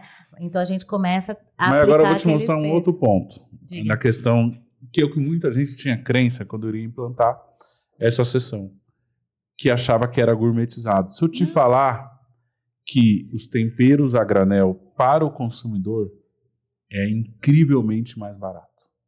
Porque nós tiramos o custo da industrialização. Sim, da embalagem. Da embalagem. Aí as pessoas, os supermercadistas têm acesso a fornecedores, os melhores do Brasil, que você compra, por exemplo, chimichurri ou lemon pepper, ou castanha de caju, ou um damasco, em uma embalagem fechada, muito mais barata que o fornecedor, a indústria te passava industrializado. E isso se torna muito mais barato para quem? O cliente, o consumidor final. E aí que a venda explode. Então, quando nós transformamos para a granel, quer ver outro produto que nós vendemos? Uva passa e ameixa seca. Geralmente, quem vende nas indústrias? Tem a La Violeteira, que é uma indústria. Tem outras que vem no potinho. Tem aquela... A Quero vende em lata. Tem aquela que vem na embalagem, esqueci o nome agora, Ai, não vou lembrar, mas enfim. Quando mudo para o a granel, porque a qualidade é incrível, ele chega a vender, tipo assim, 10, 15 vezes mais que no modelo antigo industrializado. Sim. Então, eu sempre fui a favor de testar novas subcategorias. Que nem, por exemplo, uma tendência que hoje eu vejo em vários varejos, que não tinha. Nós colocamos isso em 2020. Suplementação. E hoje eu já vejo em muitos colocando. Vitaminas mesmo. Eu cheguei a colocar encapsulado também. Então, ômega 3, tudo. Então, eu sou a favor de ir colocando subcategorias, porque às vezes eu penso, esse teste... E minha loja é uma loja padrão. Então, assim, o público C e D, né? Não é nem A e B e nem... Porque é o que eu falei, não tem a ver muito com renda, né? Tem a ver com hábitos. Se o seu perfil tem um público... Vamos supor, ele é classe C, mas ele é voltado para naturalidade, ele é atleta, ele não sei o quê, ele vai buscar. E aí, se você oferece isso a ele, você amplia o... Ele já está no lugar, né? Então... Eu digo o seguinte, é super importante a gente estar sempre acompanhando as tendências, não só do Brasil, mas do mundo, e olhando para o nosso shopper, o que se aplica de fato aqui? Para a gente poder fazer esses testes até de maneira mais direcionada. Mas é fato, né? Se eu não acompanho essas tendências, eu perco inúmeras oportunidades. Muitas. Né? E outro ponto também, por que me levava a testar? Porque nós temos um bom canal de comunicação com o cliente. Então, ou seja, o teste, você tem o teste. Mas uma coisa é você colocar o teste E outra deixar ele morrer sozinho. Exatamente. Por que eu não tinha crença de limitante de Você será tem que vai dar certo? comunicar. Eu coloco aqui, eu tenho uma bazuca de comunicação aqui, comunico tudo, já vou ver se dá certo ou errado. Deu errado, já tira, deu certo, continua. Sem dúvida. Agora, se você esperar o tempo das pessoas passar na gonda, tem isso aqui. Eu falo, é sempre todos os P's conectados. Publicidade, e a publicidade que eu falo é a comunicação no ponto de venda, no digital, produto, preço, promoção e prateleira. Se você conectar todos os P's, não vai dar errado. Mesmo um produto que nem tem tanta aderência hoje, se você introduz, mas você sinaliza, você comunica, você expõe bem, você precifica corretamente, não tem como dar errado. Exatamente. É raro dar errado. Sim. Dá errado quando esse lançamento não deu certo aqui na minha loja. Alguma coisa aconteceu. Ou você introduziu no momento errado, ou você não expôs corretamente, ou você não deu a vazão que ele deveria, Exatamente. você não deu o espaço que ele merecia. Não Não adianta fazer, comunicou. lancei um produto, você vai ver, tem uma tripinha na gôndola. O cliente não vê tripinha. Não vê. E quando nós fomos colocar encapsulados, né? Qual foi a lógica que eu pensei? Falei, toda farmácia em cada esquina tem esses encapsulados. Olhei o preço de venda. Chamei as indústrias, chamei 2 na época. Olhei quanto que eu ia pagar. Olhei, viu, vai dar uma rentabilidade boa. Eu tenho que pôr. O que eu fiz? Comunicação, vídeo, tráfego pago. Aconteceu. Mas foi o quê? Modelando. Total, todos os P's conectados. Exatamente. Aliás, você é uma prova viva do que todos os P's conectados funcionam. Exatamente, que nem pizzaria. Quando eu coloquei pizzaria também dentro de supermercado. Uhum. Pizzaria assada na hora lá, igual pizzaria mesmo. Sim. E aí comprei forno esteira, coloquei lá, tanto é que depois eu comprei mais outro forno. Qualidade da pizzaria da rua, né? Exatamente. Eu não gosto de pizzaria de supermercado. Geralmente é ruim, porque eles fazem pizzaria de supermercado. Eu falei, não vou fazer. Gourmet mesmo. Eu não vou fazer pizzaria de supermercado, eu falei pizzaria de rua. Chamei o pizzaeiro, comprei as melhores pizzas da cidade, falei, você faz essa aqui? Ele, faço. Eu quero uma dessa, vendendo aqui. O que aconteceu? Beleza, colocamos pizzaria dentro de um mercado. Aí vamos para a comunicação. Falei, o que as pizzarias antigamente faziam? Flyer, porta a porta. Fiz um flyer porta a porta. Adesivo imã de geladeira, para a pessoa lembrar da pizza. Lá. Tráfego pago. Vídeo. Degustação na loja. Aí dava 6 horas da tarde, cheiro na loja, a pessoa começava a comprar pizza. Em um ano nós começamos o primeiro mês vendendo seus 18 mil e em um ano ultrapassamos 100 mil em vendas. Tive que comprar outro forno, não dava conta de atender. Olha isso. Colocamos no iFood, colocamos no delivery, não dava conta de atender. Sim, imagina. Mas por quê? Fizemos todo o processo certinho de implantar uma nova categoria, uma nova seção. E aí você traz um dinheiro novo e você vai incrementando o faturamento. Exatamente. É um dinheiro adicional, né? Dinheiro adicional, porque você não contava com aquilo. Certo. Agora, deixa eu fazer as últimas perguntas aqui, que nós já está com mais de 1 hora de podcast. E eu vou liberar a Fátima, que é muito corrida. Vamos lá. Legal o caso do biscoito, eu gostei. Quando você chega, qual é o 80-20? Você olha assim, cara, você já falou uma parte, você fala, isso aqui sempre vai estar errado em algum lugar. Se eu mexer, vai dar resultado rápido no cara. Normalmente, os setores assim que a gente vê que tem grandes oportunidades é o setor de limpeza, higiene e perfumaria, principalmente, tem muita coisa. Você acha que nesse setor as farmácias trabalham melhor que os mercados? Hoje estão, porque eu vou te dar exemplo, tá? Nos últimos 4, 5 clientes que a gente fez de higiene e perfumaria, a parte de cabelo, muitas marcas só com shampoo não tinha condicionador ou vice-versa. Quer dizer, ninguém é raro. Kit, né? É raro o cliente usar uma marca de shampoo e uma de condicionador. E o comprador nem percebia, tá? Você vê como o nível que a gente tem ainda daquela primeira etapa que nós falamos de analisar, de ter indicadores do BI e tal. Então, higiene e perfumaria dá muito resultado, mas se a gente vai para a seção de commodities, tem muita coisa também. A gente ainda tem uma cultura de varejo que tem que ter lá 12, 13 marcas de arroz, 10 de feijão, porque no passado, eu brinco, o povo fala do share de mercado, eu brinco do share of stomach, né, do share do estômago do brasileiro. Lá no passado, coisa de 15, 20 anos atrás, 80% da nossa alimentação estava ali no gasto de grãos, arroz, feijão, só que surgiram novas categorias em todos os aspectos, secas e também refrigeradas, do prato pronto, do semi-pronto e parará. E muitos varejistas não readequaram os seus espaços de loja e nem reavaliaram o seu mix para dizer, olha, arroz eu não preciso mais de 12 marcas, 2 ou 3 atende dentro dessas segmentações. E não introduzir as novas versões, né? Tem lá 500 marcas de branco, de parbolizado, mas não tem um risoto, não tem um arroz especial, não tem um bolo, não tem um japonês, não tem nada. Então, também commodities dá muito resultado para o varejista. E outra, Fátima, Antigamente as famílias eram de 5, 6, Pois 7, 8 hoje é pessoas. 1,2, de acordo com os dados. Não, dos hoje últimos do um arroz de IBGE. 5 quilos... Dura 6 meses. Lá em casa dura um ano. Eu nem compro de 5. Na minha Não. casa são 3 e olha que meu filho é um troglodita. Mudou demais. Agora eu vou falar pra você, outra categoria aqui pra mim é uma tendência que vai explodir olhando esse movimento, a pet. Ah, não, isso é fato. Isso é uma categoria que cresce 2 dígitos. Né? Todos os clientes que a gente desenvolveu, seja de especializados ou seja de varejo alimentar, o crescimento é substancial. Qual é o cuidado quando você é um varejo alimentar? Entender que você não vai ser uma solução total para o seu pet, mas então que você vai ter que fazer escolhas. Eu brinco e falo o seguinte, a arte de fazer varejo é a arte das escolhas e renúncias. E o varejo tem dificuldade de renunciar. Ele quer ter tudo, de tudo, por tudo. No mundo pet, você tem que ter bastante cautela, porque senão você vai brigar com especializados e ter pacotão, fardão, nanana, que não vai te dar rentabilidade. Então, a gente explorar melhor os snacks, explorar melhor os especiais, o pacote menor, que é para aquela emergência, é tratar o pet como uma categoria de conveniência, mais do que ser destino, a não ser que na sua região não tenha nenhuma dessas lojas especializadas. Aí sim, eu tenho cliente que tem uma loja lá de 2.500 metros de supermercado e tem um setor de pet que ocupa três corredores. Aí tem espaço. Mas tem espaço e mais, não tem essas grandes especializadas próximos. Então, ok, faz sentido. Aí ele vai arrebentar. Mas se tem, eu tenho que trabalhar a parte de também acessórios, que traz muita rentabilidade, a parte de snacks, que também é valor agregado. Agora surgiram várias segmentações, né? A ração animal para obeso, para não sei o quê, para celíaco. Os pets vão dominar o mundo. A evolução do pet no decorrer dos anos.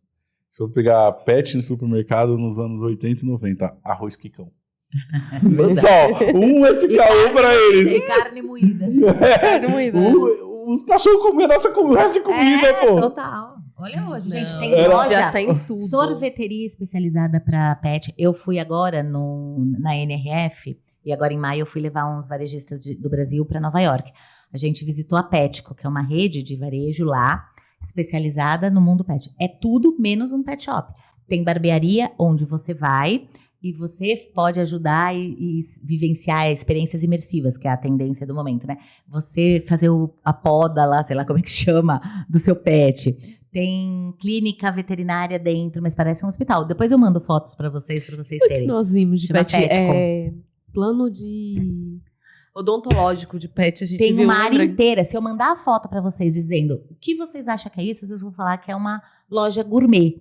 É a área de restaurante deles, comida para pet, toda natural, orgânica e natural. Congelada, semi-pronta, feita por chefe, tá? Meu Deus. E tem a marca deles, que é uma marca que chama Reddy, REDDY, que é super premium personalizada. Então, eu fui lá para comprar uma jaquetinha pro meu pet. Você pode personalizar com o nome e fazer uma igual para você. Fortuna, eu desisti, comprei uma meinha mesmo. Mas olha o nível que nós chegamos. E lota, tá? Vende horrores, as lojas lotadas. Mas existe uma tendência muito grande, Muito, né, dos muito. pets. Não, pra você ter uma ideia, saiu de um SKU pra hoje... Não. Ó, três corredores ali, ó. O cliente da Fátima. Meu cliente tá com 350 itens. Mais biscoito. Se você pegar a evolução nos anos, já viu aqueles gráficos que ficam na internet? Lojas que mais vendem, supermercados que mais vendiam tal, né? Vai rodando uns anos e vai subindo o gráfico, né? SKUs na categoria pet no supermercado. Quicão, aí década de 2000, chega o Whiskas. Depois, 2.000 produtos. Mas isso acontece, né? Por exemplo, o meu irmão. Meu irmão não tem filhos, mas tem 3 pets. Então, seus pets estão substituindo as crianças. Não, eu não lembro agora, mas eu vi... recente, eu participei de um evento, fui fazer uma palestra lá sobre o shopper e tal, e era de pet, né? E as estatísticas mostram que até 2050 terão mais pet por família do que pessoas. Era absurdo o número, eu sei que eu não lembro o número pra falar aqui e não falar errado.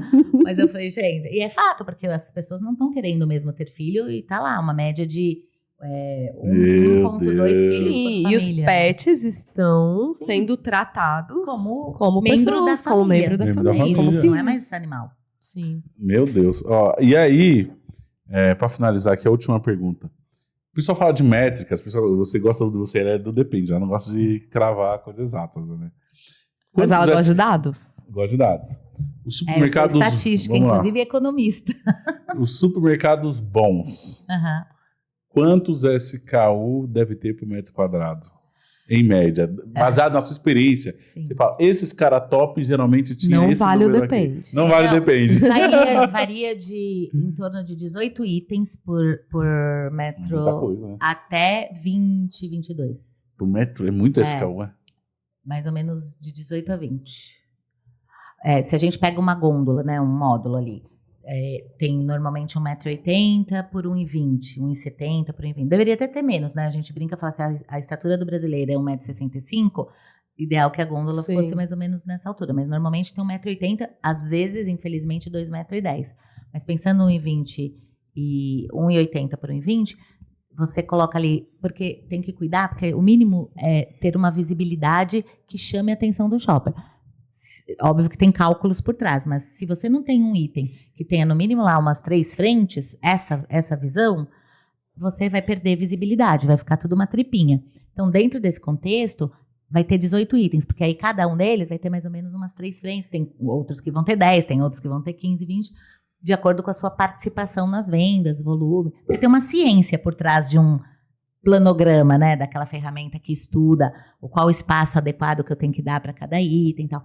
Mas, normalmente, se a gôndola é menor, a gente está falando ali de uns 13 a 15 itens. Certo.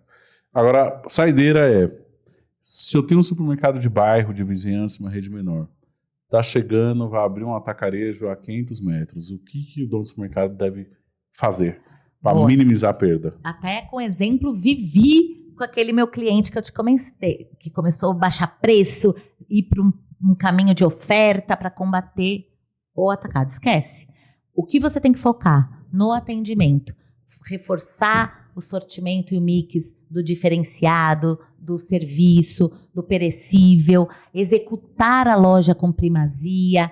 Pode fazer uma oferta, uma promoção, mas não ir querer combater o atacarejo, porque o atacarejo ele tem restrição em mix, né? Ele vai ter poucos itens, pouca profundidade e vai brigar por volume, porque ele tem volume. Então não ficar preocupado que você está perdendo venda do arroz, da água sanitária e etc. Focar no serviço, focar no atendimento, pode antecipar, porque é nítido quando um atacarejo vai abrir loja, fica lá toda a comunicação, né? Mesmo demora, né? Não é que eu fui pego de surpresa, eu posso ir reagindo antes, eu posso começar a criar uma estrutura de relacionamento com o meu cliente para prever e antecipar o lançamento. Sei que vai lançar dia 10, então lá pelo dia 5, fazer uma campanha, uma ação para o abastecimento, trabalhar, não tem o CRM, Fátima, então faz um panfletinho lá de carimbando lá, 10 visitas você ganha um presente,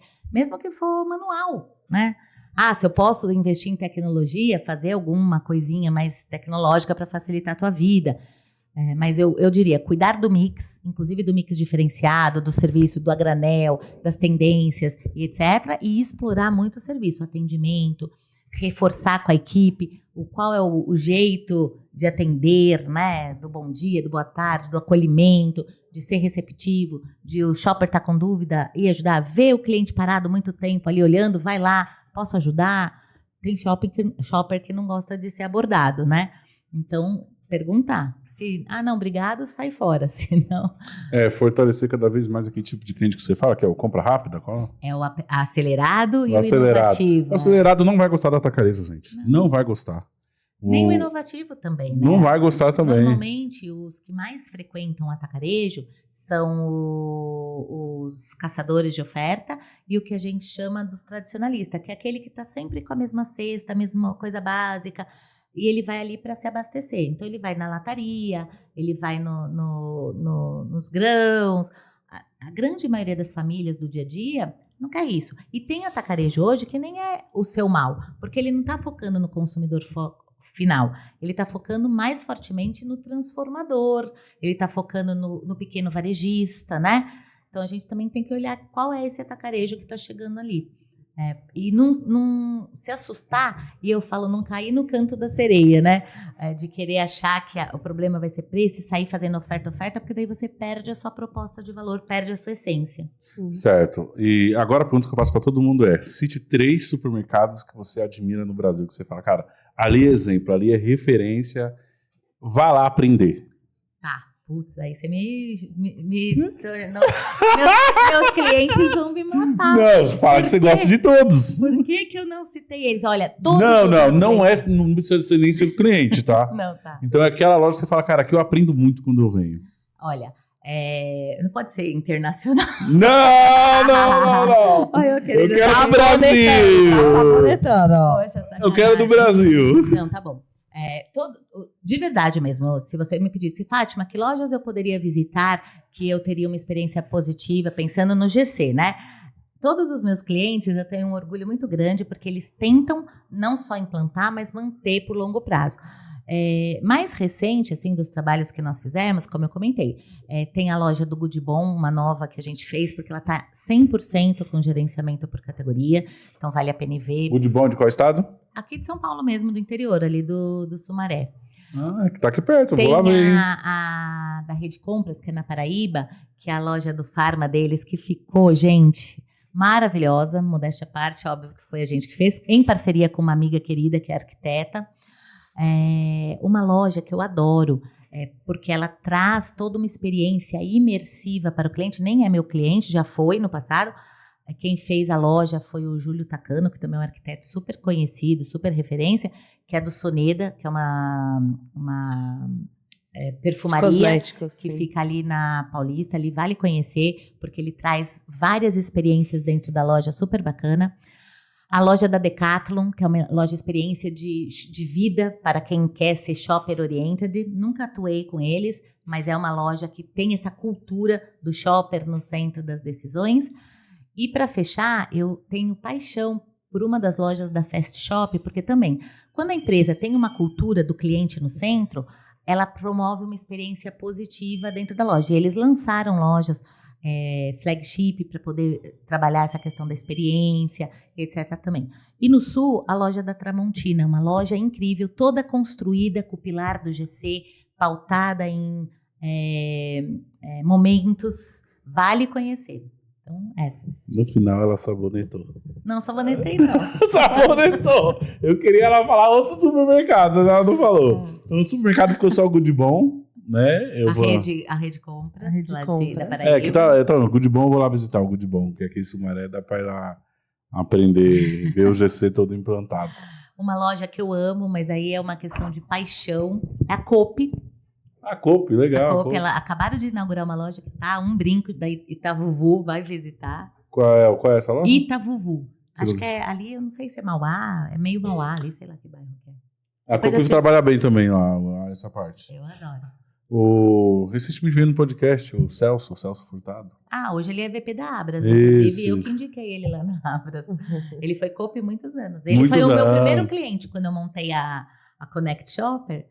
Eles foram o meu primeiro cliente. Ele citou o case do biscoito aqui, que ele achava que tinha muita marca e não vendia tanto, teve que reduzir as marcas para aumentar o resultado. Sim, a Coop, inclusive, foi pioneiro nesse processo de gerenciamento por categoria. Isso lá nos anos 90, né? Quando o GC Já é bem maduro, aqui. então, lá o processo.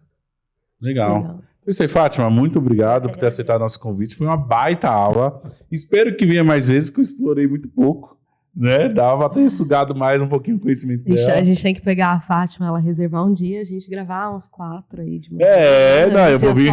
Calma, eu vou vir com questionário. Eu vou ler os 2 livros e vou fazer só a pergunta aqui, ó. Eu que agradeço, de fato eu amo, então para mim estar aqui é realmente trazer um pouco do que eu vivo todo dia, né? Então é uma delícia. Muito bom, trouxe coisa nova. E muito do que a gente já vem falando, que nós já pensamos sobre mix, sobre supermercado, sobre experiência do cliente. Proposta de valor, né? Categoria de destino, rotina. E sabe que eu falo uma coisa, eu falo, olha, gente, não é que eu queira vender mais ou melhor, etc e tal, mas é fato, tá? O tema do gerenciamento por categoria, ele na prática, a essência dele, o que está por trás é a gestão do cliente. Então, nos dias de hoje, cada vez mais, ou nós vamos pelo amor, porque a gente acredita e quer inovar ou nós vamos ter que ir pela dor, porque vão apertar o nosso calo de tal forma que se nós não nos tornarmos eficiente, produtivo e rentável, a gente vai fechar as portas, né? Então eu brinco assim, eu não me preocupo em perder o emprego, porque ou o varejista vem pelo amor, porque ele acredita, porque ele quer se desenvolver, ele quer gerenciar o negócio dele, quer inovar, ou logo ele vai ter que vir pela dor, porque a concorrência chegou, tá apertando ele e ele não sabe para onde correr. Eu convido a todos para ter uma experiência com o amor, porque daí a coisa vai mais fluida do que você ter que correr atrás do rabo depois, né? Com o perdão da palavra. Sim. Então é isso. Tá sempre pensando em evolução. Porque o que acontece? Antigamente tinha era menos o número de rede, né? Sim. Hoje tem muita E concorrência. com clique, né? Hoje, esses dias mesmo, né? Foi absurdo o que aconteceu comigo. Eu estava reformando um apartamento na praia e eu tinha que comprar com urgência aquela lixeira de pia. Eu entrei no site da Tramontina, um valor X, 40 dias para entrega. E o cara falou, preciso até sábado, senão não vou furar pedra. E não volto mais, blá, blá, blá, que era fim de ano. Falei, quer saber, vou pôr no Google. Tá. Veio lá do Mercado Livre. Sem brincadeira, No dia seguinte. Em um dia. E tem situações do Mercado Livre hoje que chega no dia. Não, 2 horas depois, né? É absurdo. Então, assim, gente, não tem como sair. A gente tá com a concorrência extrapolada para todos os horizontes, né? Digitalmente falando. Sim. Com um clique você tem acesso ao que Um você clique, quiser. né? O que o Mercado Livre faz é algo fantástico. E vem coisa boa por aí. Eu participei de um evento agora e eu estava com o VP do Mercado Livre, mas global. Ele estava contando que eles estão desenvolvendo agora uma plataforma para pequeno varejista, inclusive, vender através dele do marketplace, só que agora com gestão de inteligência artificial para cadastro, para BI, para previsão de demanda. Olha o nível que os caras estão. Não, o Mercado Livre eu tiro o chapéu.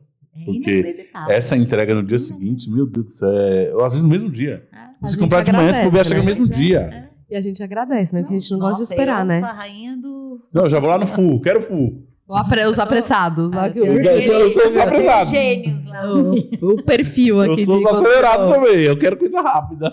Ô, Fátima, e pra quem quer saber mais sobre GC, sobre o seu trabalho, como que faz? Boa. Bom, eu estou lá nas redes sociais, né, como Fátima Merlin, LinkedIn, Instagram. O Instagram é @fatima.merlin, LinkedIn Fatima.merlin também. Mas tem o meu site, www.connect, com 2 N's, shopper, shopper.com.br. E também e-mail, enfim, se quiser conectar. O nosso e-mail é info@connect-shopper.com.br. Muito bom. Cara, dá vontade de contratar a Fátima já de imediato, porque Já queremos. Já queremos, porque isso foi muito pouco o que ela falou, né? Tem muito mais. Não, e assim, em 1h30, sei lá, de conversa, a gente vê o quão de fato é uma solução que traz resultado. Sim. Assim, é incrível. Não, eu sou prova viva. Até vários clientes falam, alguma vez já deu errado? Eu falei, gente, você olhar para o cliente, atender uma necessidade dele, por que daria errado? Não tem como dar errado. Eu não tenho. E não é porque eu quero falar, quero vender meu trabalho, eu vou falar que... Tem muitos desafios, né, na jornada, assim, eu contei aqui o lado bom. Você tem que pegar o cara na mão para fazer, às vezes tem que mandar embora, porque o cara não vai nem com reza. Não, o cara não executa, né? Você tem que ensinar, educar, você tem que fazer junto. Então, tem que criar processos. Aí você encontra, às vezes, o passivo resistente, que ele tá ali fingindo que concorda com você, você virou as costas, ele foi embora. Passivo resistente. Tem 1000 desafios. Por outro lado, não tenho e nunca tive uma experiência negativa de implantei e não deu resultado. Deu errado. Não deu. Quando dá resultado, eu falo, se deu errado, não foi GC. Você não tinha um líder para encabeçar, você não acreditava, você não fez o GC tal como tem que ser feito, você só fez o planograma, você não tratou o cadastro e aí depois a sua equipe não teve como gerenciar, você não alocou as categorias no lugar correto. Então, aí eu não fiz GC, né? Porque eu tenho várias vezes, eu vou no cliente prospectar, ele fala assim, Fátima, você fala do GC, veja você falando, eu já fiz GC aqui e não deu resultado. Eu falo, me manda a sua base de dados. Aí eu vejo lá o repelente junto, eu falo, não fez GC. Se você tivesse feito o GC verdadeiro, tinha tratado o cadastro. Aí ele, mas cadastro? O que o cadastro tem a ver com o Cadastro GC? É a primordial. base, gente, para gestão de tudo, até do pricing. Lá atrás, no set, quando eu era gerente de compra, nós fala que vai encerrar, nós vamos falando mais. Né? Eu fiz sozinho. Sabe como eu arrumei o meu cadastro? Tinha um site do Supermercado Moderno. Sim, eles são ótimos. Mas eu nem sei se eles executam o site, mas é o único ponto de informação que eu tinha na época. Isso estou falando de 2009, 2010. Olha isso. Lá tinha um mercadológico. E eu falava, cara, aqui tem uma referência. Tá vendo? Que poderia ter referência da sua cabeça e o que alguém está disposto a te ensinar. Exatamente. Aí eu peguei o Supermercado Moderno todinho, peguei um pouquinho um menino, ele ficou um mês lá. Ó, primeiro cria o mercadológico, depois vai pegando o que tá fora e colocando dentro. E o que tá dentro tira pra fora e bota naquele. E vai arrumando tudo. E o moleque ficou um mês no cadastro, tirando, Mas colocando. Quando ficou a coisa mais linda depois. É a base zero para que isso aconteça. Base zero. Base zero. Né? E é tão óbvio. Então. Né? Mas o óbvio precisa ser dito. Gente, é isso aí. Fátima, obrigado. Gabriel, obrigado. Esse aqui foi mais um podcast Resenha de Supermercado. Obrigada.